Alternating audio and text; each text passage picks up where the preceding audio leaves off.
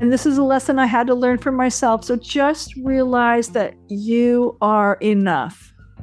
You are lovable. You are wonderful. You can have what you want and what you need for yourself. And don't be afraid to go get it. And if you need to talk to me or anybody else, we're here to support each other. But just know that you're enough and you can have the great life you want. Everyone, welcome back to Living the Next Chapter. I have an author who's returning. When we got the emails back and forth to make this today happen, I'm like, something sounds really familiar here. It's part of my author's story that's on as a guest today. And then I went back and in the archives of all Living the Next Chapter podcast, we had the chance to interact once already. And now I get to reconnect with a past guest. Makes me super happy to have Joanne on the podcast. And I'm so excited to have her come on, talk about her new projects, what she's working on, catch us up to date on all things Joanne. So welcome, Joanne, to Living the Next Chapter. Welcome back. Thank you so much for having me back. It's very exciting. Right. So good to have you back. Yeah. For those that haven't met you yet, where are you in this big world of ours? I'm in Portland, Oregon, Northwest Portland. Nice. Yeah. Excellent. And you've been writing for quite some time, and you have a very interesting, when I say interesting, you define the word interesting background, and you have some great stories to share. Thank you. You've been writing for a while, so I have. Tell us a little bit, give us an overview of kind of some of the things you've been writing, and we're going to talk more about the more recent stuff. Okay. I started writing right before COVID hit because many years ago, I used to speak on the UFO conference circuit, and a new friend that I met several years back, I think in 2010 or 12, had said, because at the time I was speaking about my then husband's military experiences. And then she said, well, when's the next story coming out? And I said, well, he always comes out with news. No, I mean your story. I was like, well, I don't have anything to write. Oh, yes, you do. When's your story coming out? And that got me started, and it took me several years, but that got me started on really writing out my story. And as a former Mormon, I had done lots of family history and had written parts of my biography or autobiography several times. So I had lots of notes and lots of journals to refer to. But I did my first memoir about my marriages and then how I changed my life in my 40s. And I left the Mormon church and embraced a lot of new passions, and that kind of got the ball rolling. So Awesome. So how long have you been writing? If you look back, when did you start? I started writing that first book in, I would say, notes for it, ever since I met her and whenever it was. Okay. And then I really started writing the book in about 2019 because before COVID, I met up again with, I met up with a person who had been a bookkeeping client for a while. And then she was facilitating a writing group. I guess that's the right word for it. And so I decided to join because I thought, that could be good at this moment. And we got together. I think we did a little meditation, and maybe we had a writing prompt, and we were also sharing about our current projects and things, and shared with what we were writing. And, that was a way for me to start really putting it on paper and getting some feedback. And because I started with the woo stuff first, they thought I was a little, we don't get it. And then I said, well, let me go chronologically. And then I started with the life, and then the marriages, and then the woo, and then they got it. And they go, oh yeah, this is okay. So I was like, okay, I think I'll keep going on this.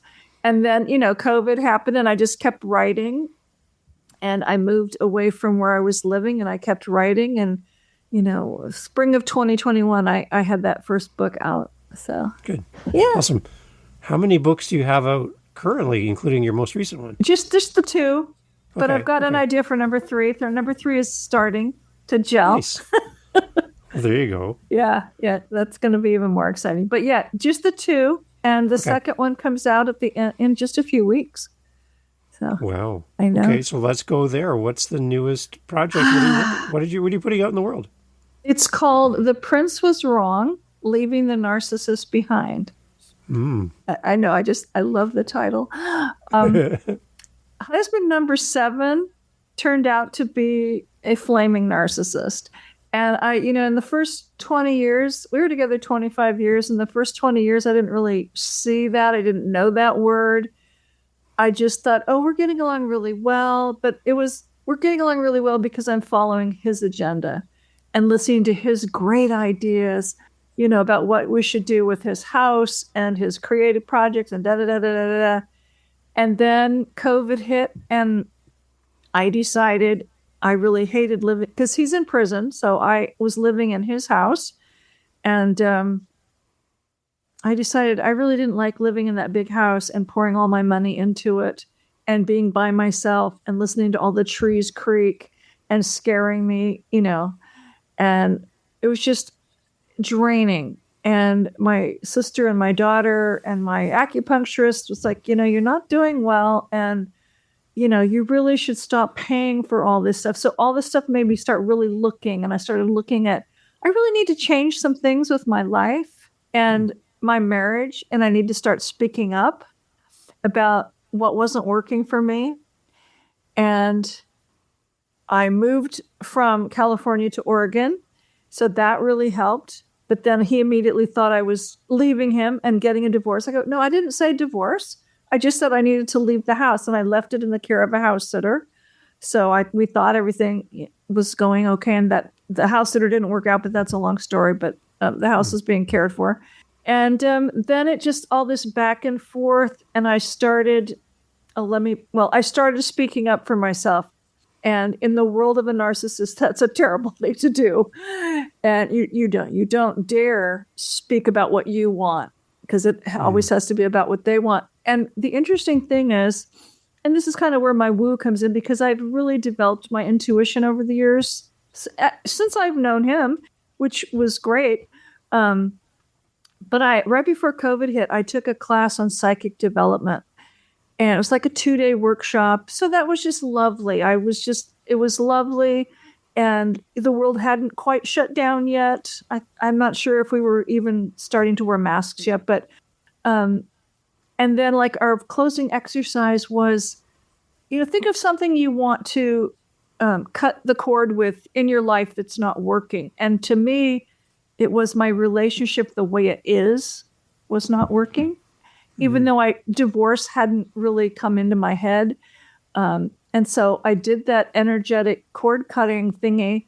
And then I started speaking up for myself. And, I was telling him, it's like, well, and then COVID hit. So then I was just about to tell him all this stuff in person, because we were going to have a 2-day visit. And I thought, okay, Joanne, you're going to really, go for it. And then we couldn't see each other for a year. And so that was awful. But and we always wrote, even when we saw each other every week, we were writing to each other pretty much every day.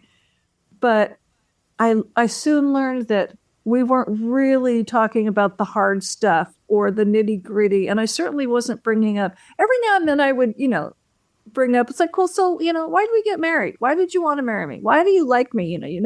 He wasn't ever big on compliments. And, and I don't need to be plied with compliments every day, all the time. It's like I'm fine with who I am, but it's nice to have your spouse tell you every now and then what they like about you. I thought that was normal. Well, and then in our whole untangling business, he would finally say, well, guys just don't say that. I'm going, well, why not? Because, yeah, guys, if I'm with you, I love you. It's like, if I'm with you, I shouldn't have to tell you all this stuff. It's like, yeah, no, that's not going to work for me. And he could never tell me why he liked me. And I knew we got married mostly for political reasons, because in prison, it's better if the inmate has a wife instead of just a girlfriend. Because if I needed to advocate for something that was not going well, it sounds better coming from a wife. They don't care what a girlfriend thinks, but a wife has more clout. So I knew going into it, this is a man with life without prison. Okay, I'd already been married 6 times. There were lousy marriages. And so he's this interesting man. I really liked him, and we got along really well. And so, I can do this. And he had thought he thought, when we first met, he thought he'd get out in a few years, but that's never happened. So anyway, it was just this, this, in the first few years of COVID, it was like up and down roller coaster of me trying to explain to him what I needed and what I wanted in our relationship. And it was just like, and then he would just bombard me with really mean stuff in his letters. It's like, well, it's like a good wife should be grateful that she's got this house she's living in, that her husband has allowed her to live in. And it's like, the house is over 100 years old. I'm pouring all my money into it. You're not paying a dime. He paid $500 once to help me fix a hole in the roof. I put thousands of dollars into that house over 20 some odd years. And I might get paid back. Finally, I might get reimbursed. But it's just his sense of logic. It's like a good wife should be, happy that her husband's put her up in this house in this really nice neighborhood. I go, I'm the only prison wife in this county, because it's unless you live in the low income neighborhoods, which the house was not in, it's like you need a high income to live there and pay for everything. And it's a really old house. And it's on a 1/4 acre, so it needs upkeep and da-da-da-da. And I was making good money with my business, but it's not enough if you live in that county. You need 2 or 3 times that. And it was like, I am the only prison wife coming from this county. Does that tell you something? I don't see, I see one other person coming from that county, but she's a girlfriend. Okay. And if there's anybody else from this county, they probably live in the low income district, which is, nothing against them or anything, but it's like, they're not dealing with the house that I'm trying to deal with for you. One of his lines was, well, you worked on your, because it took me a while before I actually told him I was writing a book, because he's supposedly the prolific writer in the family.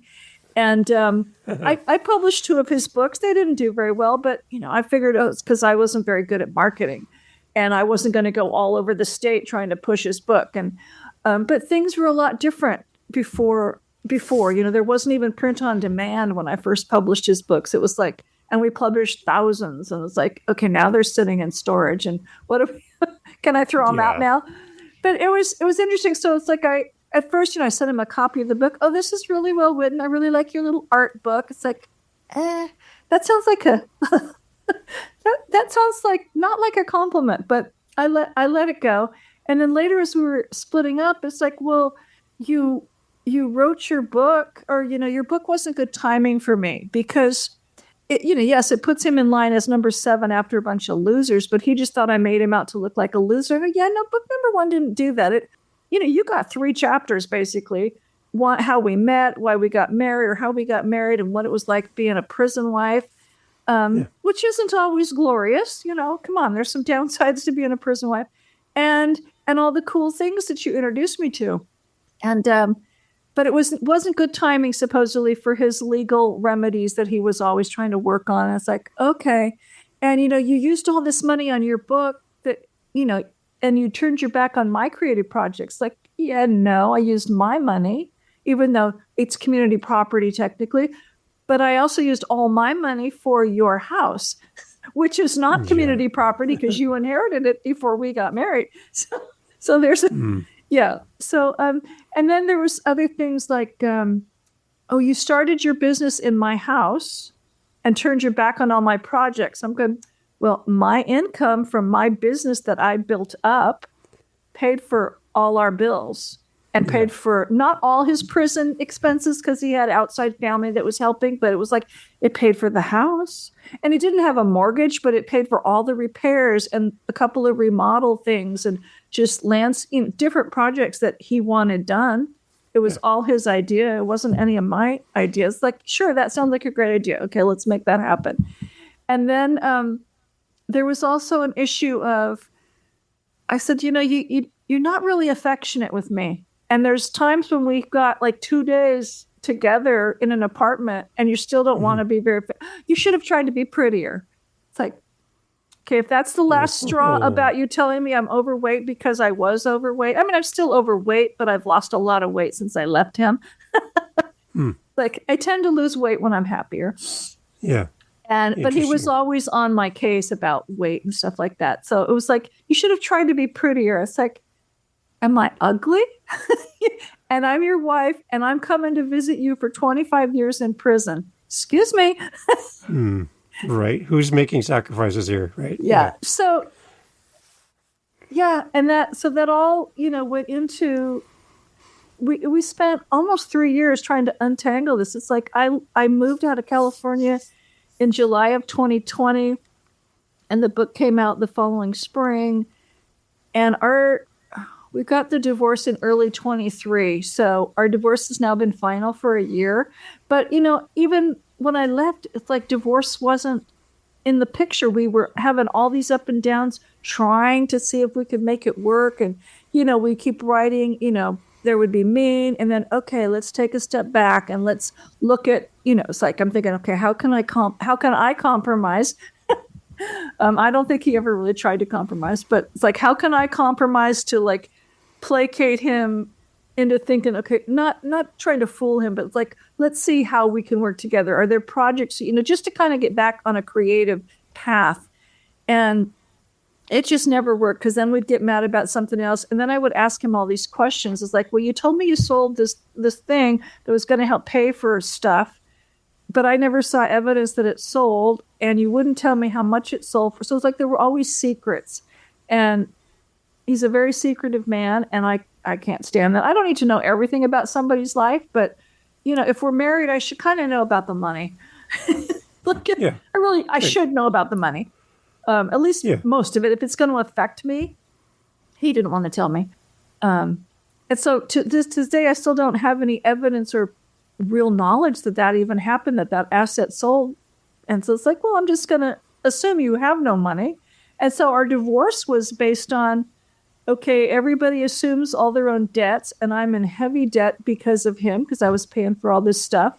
And okay, so I'm taking on all my own debt, which, and you don't get my car, you don't get any of my stuff, and I don't get any of your stuff. And, it was just the most amicable divorce on paper. Everybody keeps their own stuff. Nobody takes on anybody's debt. Nobody owes each other any support.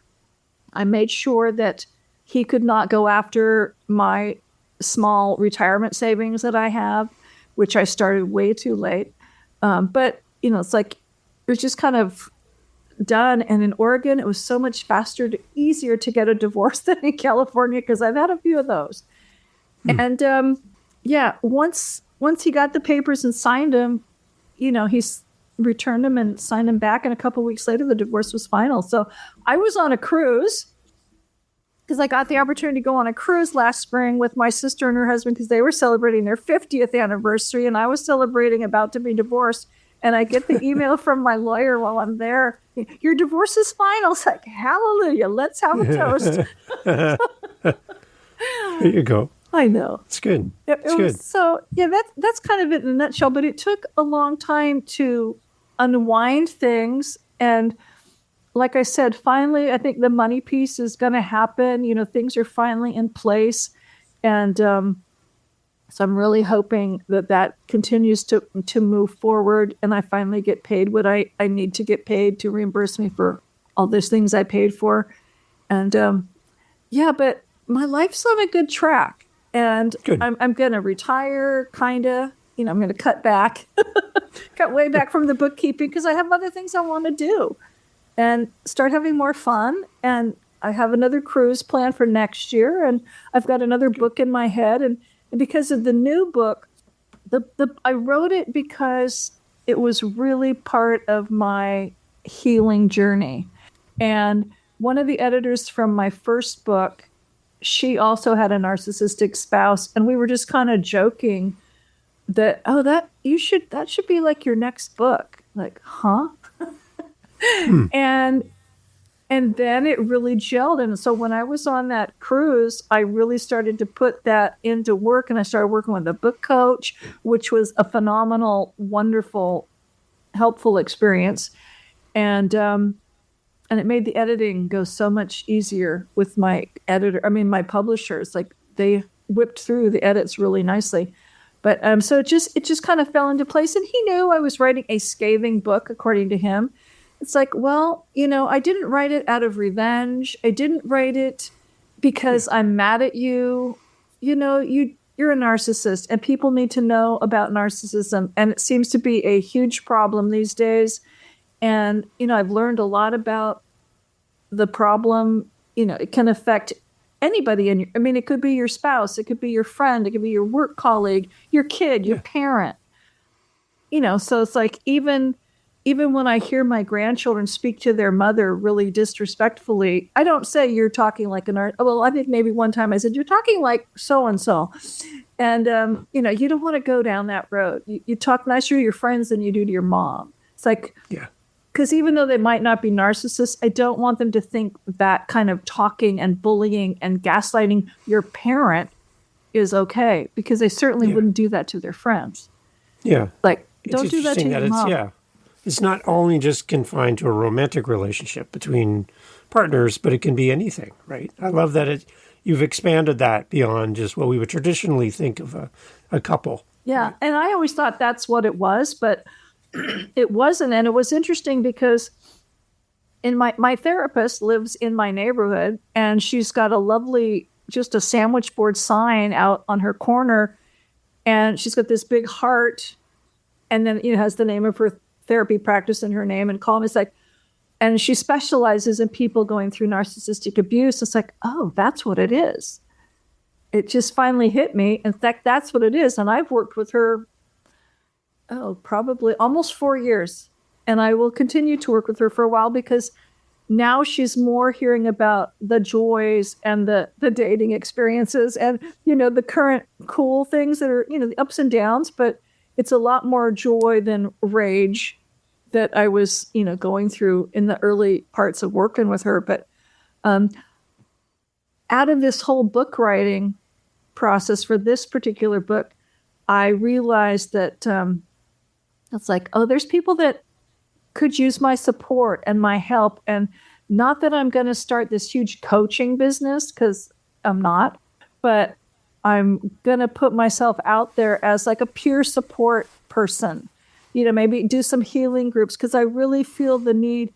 This was such a big part of my healing journey, and I'm creating a journal to go. I journal all the time, but I'm creating like a little healing journal to go with the book if people want to use it, because, put your thoughts down, and there's different ways people need to go through their healing. But, I just want to be there. If you just want to talk to me or get some insight, and, I got a little poster about the red flags of narcissistic abuse, and, people are toxic relationships, and all of mine have been toxic, apparently. And it's a problem. And I want to help people either see that they can get out of that, or at least you can heal. If you can't get out of it, you can heal from it and create your better life. And that's where I'm at. I couldn't be happier. And, yes, I'm seeing retirement or semi-retirement. I'm looking towards this. Oh, I've got some healing work I can help with, because I get on other groups and, classes and things and networking opportunities, and people hear what I'm doing. It's like, oh, do I need to see a therapist about that? I go, maybe you do. Or, they're resonating with what I've been doing. And I've made a lot of new friends. Unfortunately, we've all been dealing with narcissists, but, now I have this group of people who we understand each other, and we're supporting each other. So, yeah. What are some of those red flags that you mentioned that stand out to you? Yeah, the bullying, the gaslighting, the not complimenting you on anything, perhaps mine was this one. He was not physically abusive, but very verbally abusive. He wouldn't have hit me or anything, but he could make you feel like 2 inches tall with just 5 words, pretty much. And a couple times in the public visiting room, he did that to me, and it's like, oh, this is not comfortable. And okay, well, don't cry. You can't cry here in the visiting room, and don't get up and embarrass me and go to the bathroom and cry. It's like, excuse me? Sometimes it was financial irresponsibility, and clearly I have that with him. And a lot of it was just like nothing. They try and make you feel like you are wrong all the time. They're never wrong, and it's always your fault. And you're just, a doormat pretty much. And I won't do that ever again. And even, I tried to tell him in person, I tried to tell him, and in letters, it's like, you're not always right. Well, what makes you say that? Everybody loves my solutions. It's like, no, we really don't. But everybody kind of goes along with you because you're so, I'm a military commander and I'm smart and I know everything and, I'm important. And I go, yes, you are in certain things and you really do good things in certain things. But there's a reason probably why you never got married. You had a lot of girlfriends and you had a lot of kids, but, they probably wouldn't have wanted to stay married to you very long either. Yeah, right. Yeah. So for someone listening then, Joanne, how can your book help them in their situation? What kind of things are you hoping they learn or discover about themselves that can help them get out of this kind of situation? Sure. The book talks about how we met, especially because he's in prison, but how we met and that kind of stuff. But then through my examples of, especially because we were dealing with the house and then relationship things, like what kind of the examples I used. So it shows examples of narcissistic abuse because I had 3 years of his mean letters. So I have it all in writing. I have them. I kept them. I threw away all the old letters that I left in California, but I kept these 3 years of mean letters. And so I have quoted them in the book. So there's numerous examples of the kinds of things he would say and how I would counter that and how we just kept going back and forth. So they'll learn by examples of what I went through and maybe that's similar to what they're going through. People are also going to see, how I navigated the whole divorce type of thing and also how I started taking care of myself and how I became strong enough to stand up for myself. And, I just keep telling people, it's like, I let the Leo out of the cage because I am a Leo and I'm not afraid to let her out of the cage. And she's out there. And, I have this, when I give other I have this really long list of all the things that I do to take care of myself and that I had to learn about, being strong. And, you don't have to be mean back, but you can stand up for yourself. And by all means, if they're being physically abusive, especially, get the heck out or call the cops. I never called the cops with a former physically abusive spouse. And that was really wrong. So I thought, oh, no, he'll stop. But, you have to stand up for and take care. Get a therapist, even if your spouse or whoever it won't go to therapy with you, because none of my spouses would ever go to therapy with me. But and so I have a long list of how to take care of yourself. And just think, here's the one thing, especially because this kind of all came together during COVID. It's like, and my daughter was going through a breakup too. It's like, so we sat down separately, but we have our bucket lists of what we want in our ideal relationship. And I'd never really done that before. So it's like, I have a very long list. I'm getting very picky. And I don't expect my partner to hit all those lists. But I'm getting very picky and I don't stay chatting with somebody very long on a dating app anymore if I know they're not going to meet, most of those boxes. And, because why bother? I'm getting older. It's like, I don't need to rush into a relationship, but I need it to be the right relationship. Yeah, I think if we invest time in figuring out what good looks like to us in our relationships or what we want in life, that helps us to be a little more focused and to go after the right things. Right? Exactly. And part of that is healing. So if I hadn't taken the time to heal, and I'll always be working on that, and I'll always be working on improving myself. But if I hadn't taken the time to work on that and really figure out what I want, then I wouldn't be in a better place to attract the right kind of person, and the kind of person who is on the spiritual level, that I'm on and what I want. So, yeah. I like it. So the book, Joanne, how do we find everything? I do have another question to wrap up here at the end. Okay, but yeah. How do we connect with you? And because I know there's going to be people curious, they want to know more about you. Maybe they want you as a speaker at an event or something lovely. online. Right? I have a something brand new website. Thank you for asking. It's just my name, Joanne Fawcett, FAWCETT.com. So on there is all the how to get a hold of me stuff. And my email is, there's an info at Joanne Fawcett. There's a Joanne at Joanne Fawcett.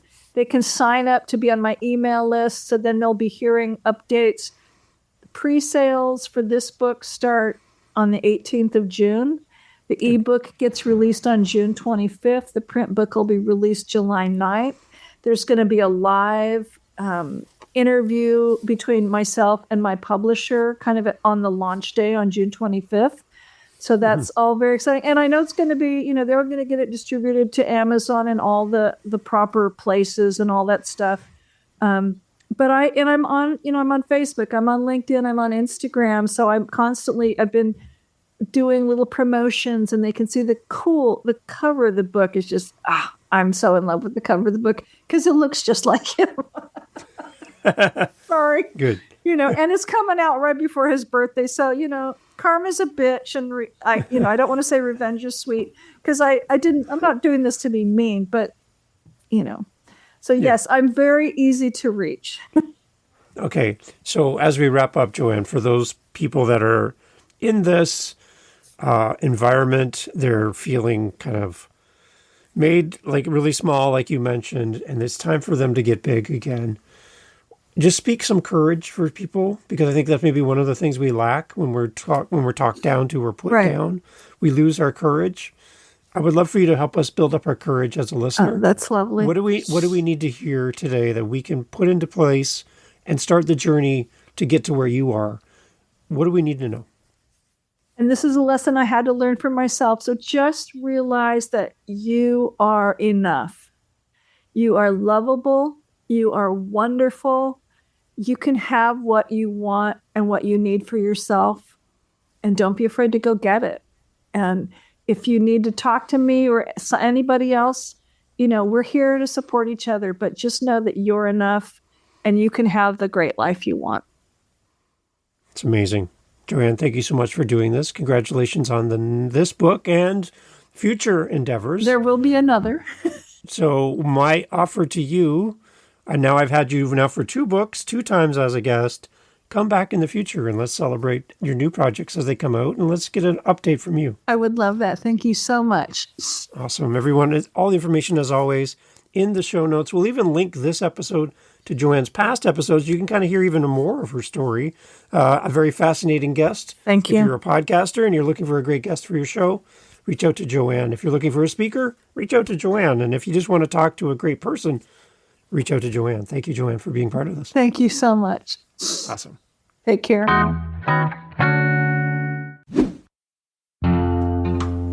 Hey, thanks for listening to Living the Next Chapter. I'm glad you stayed all the way to the end. You're my new bestie.